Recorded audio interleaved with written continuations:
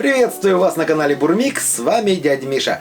Друзья, нашел интересный очень рецепт. Паровые булочки с заварным кремом. Мне так заинтриговал этот рецепт, что очень хочется попробовать. Ну а раз вы смотрите это видео, значит рецепт удался, смотрим до конца и выводы все сделаем, естественно, в конце ролика. А сейчас готовим. Первым делом отделяем желтки от белков и начинаем с приготовления заварного крема. В глубокую чистую чашу всыпаем сахар, добавляем крахмал, ванильный сахар и тщательнейшим образом перемешиваем.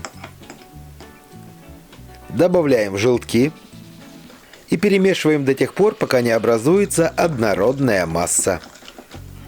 Переходим к плите. В небольшую кастрюлю выкладываем сливочное масло, добавляем молоко и включаем плиту. Прогреваем молоко до тех пор, пока масло не растворится. Затем туда добавляем подготовленную желтковую массу и готовим крем на среднем огне, постоянно перемешивая до тех пор, пока он не загустеет. Убираем крем с плиты и даем ему остыть. Чтобы на креме не образовалась корка, каждые 5 минут во время остывания перемешивайте крем. Корочки не будет 100%. Готовим тесто. В глубокую чистую чашу всыпаем сахар, дрожжи, заливаем их слегка теплым молоком. Температура молока примерно 40 градусов. Перемешиваем и сразу просеиваем туда муку высшего сорта. Добавляем разрыхлитель и щепотку соли. Начинаем замешивать тесто. Вначале лопаткой, ну а затем, конечно же, руками. Когда все тесто соберется в комок, добавляем растительное масло и вмешиваем его в тесто. Когда масло вмешается в тесто, переходим на стол, вымешиваем примерно минуты 3-4.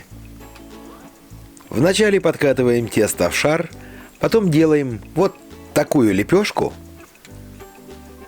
и делим ее на 8 равных частей. Если хотите, можете воспользоваться весами. Из каждого кусочка теста формируем шарик. Вот таким образом. Накрываем их полотенцем, чтобы они не заветривались. Растаиваться им не надо.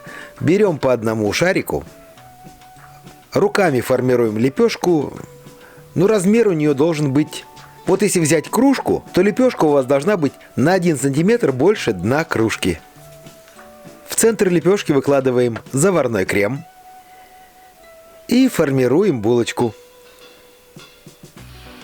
Примерно вот таким образом.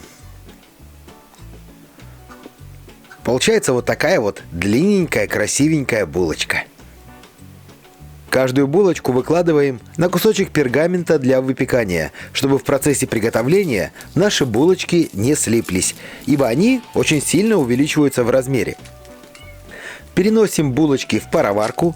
У меня вот такая деревянная, тайская. Устанавливаем пароварку над сильно кипящей водой. Сверху накрываем бумажным полотенцем и накрываем крышкой. Полотенце для того, чтобы впитать лишнюю влагу, и вода с крышки, чтобы не капала на булочки. Так готовим ровно 10 минут. Затем выключаем плиту и оставляем булочки в таком же положении еще ровно 3 минуты. В общей сложности прошло 13 минут, наши булочки готовы. Убираем их с плиты и даем полностью остыть. Вот такая булочка получилась. А внутри вот такой великолепный крем. Ну что ж, осталось только попробовать. Друзья, несмотря на необычный такой бледненький вид этих булочек, они нереально вкусные, они очень нежные. А, кстати, заварной крем, если не хотите заморачиваться с заварным кремом, можно его заменить обыкновенной вареной сгущенкой. Это будет тоже очень шикарно. Но если не хотите заморачиваться и с пароваркой, то можете их запечь просто-напросто в духовке. Так что, друзья, готовьте, радуйте своих родных и близких. Но, кстати, в пароварке мне очень понравилось. Они очень нежные и очень вкусные. Все, готовьте, радуйте родных и близких. А я пока с вами прощаюсь. До новых вкусных рецептов. Пока.